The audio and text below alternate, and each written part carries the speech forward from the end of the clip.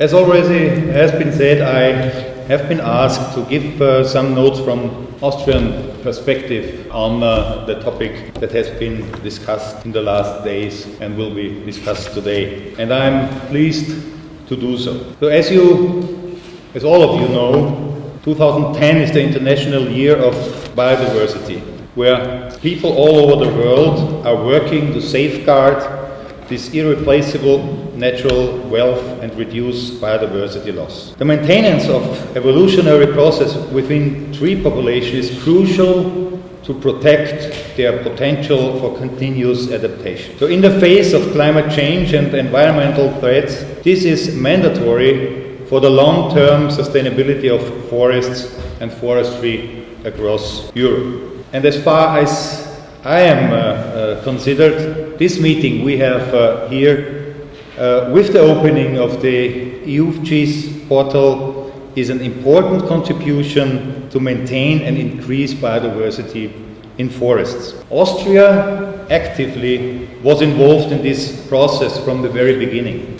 As far as genetic resources are concerned, Austria joined the EUFGIS as an implementation mechanism of Strasbourg Resolution S2 shortly after the Strasbourg Conference, and since then tried to proactively shape international process. Our work and the work of all of you is of course done within different frames, especially the pan-European framework. And just to remember, this process started in Strasbourg, and the next event will be next year, in the year 2011, in June, in Oslo. Within this process, we had 5 ministerial conferences, 19 resolutions, and I want to draw your attention to those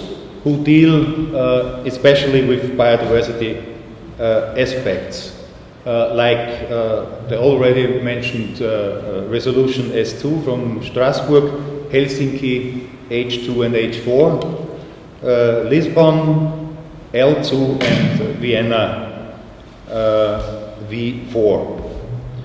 And there have been different cooperations within this process and in these programs. And there are special working programs after each conference, where some of them deal especially with genetic aspects and biodiversity. So this results in improved sustainable forest management practices in European countries, promoting the conservation and enhancement of biological diversity. Today, forest biodiversity, including forest genetic resources, is recognized as an essential element of sustainable managed forests.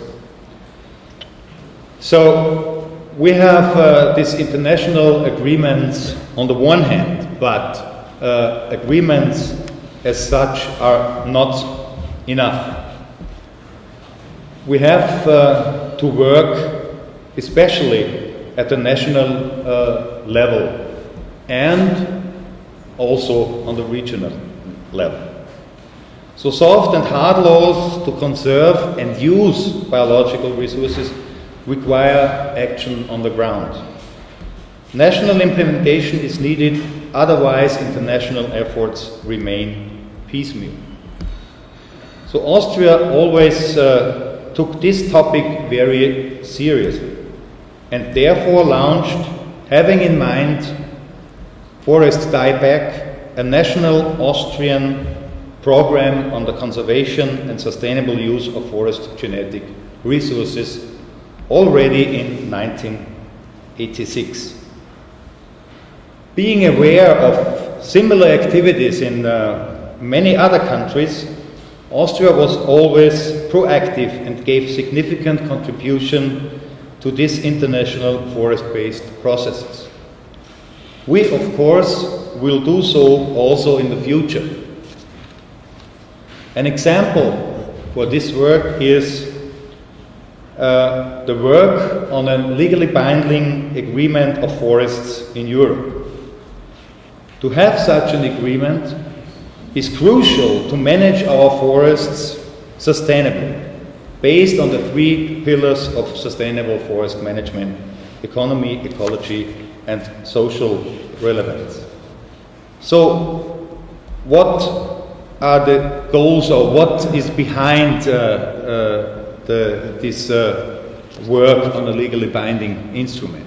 And United Europe still is a big challenge for many reasons. I just wrote down a few of them. There are many, many more reasons. One is harmonizing principles of forest management, providing political evaluation of the whole forest sector, supporting the global climate protection, which is one of the main points and crucial points. Fostering the European forest policy, emphasizing on Europe's role model status for other regions of the world, especially in the UNFF process, where this kind of work is very, very much required.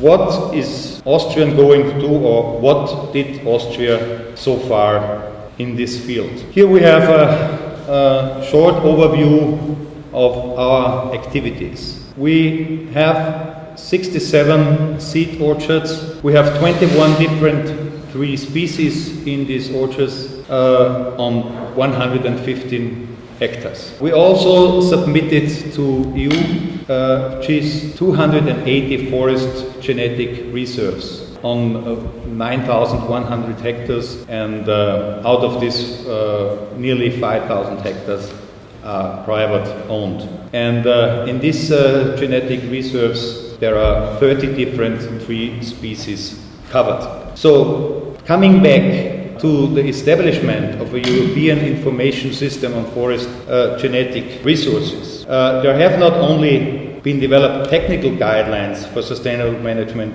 of forests, but also harmonized forest data among European countries, important for European merger. So this is maybe one of the first fields where we already have this kind of common sense and a kind of an instrument where the European way can be shown how to do it, especially on genetics resources. So, in conclusion, what does that mean to Austria and to our ministry? The Forest Department of Federal Ministry of Agriculture, Forestry, Environment and Water Management fully recognizes the role of forest biodiversity, including forest genetic resources, as an important cornerstone of sustainable forest management. We are also aware that forest genetic resources have a pronounced potential to improve wood and biomass production. We recognize the need for and support international collaboration in the field of forest biodiversity. We stress the effectiveness of domestic and international work programs in view of rising budgetary constraints. We are grateful for establishing a European information system on forest genetic resources, and we wish EUFGIS to be crowned with success. And I wish you all the best also for this session, and I thank you very, very much for your attention. 1, 2, 3. So what happened?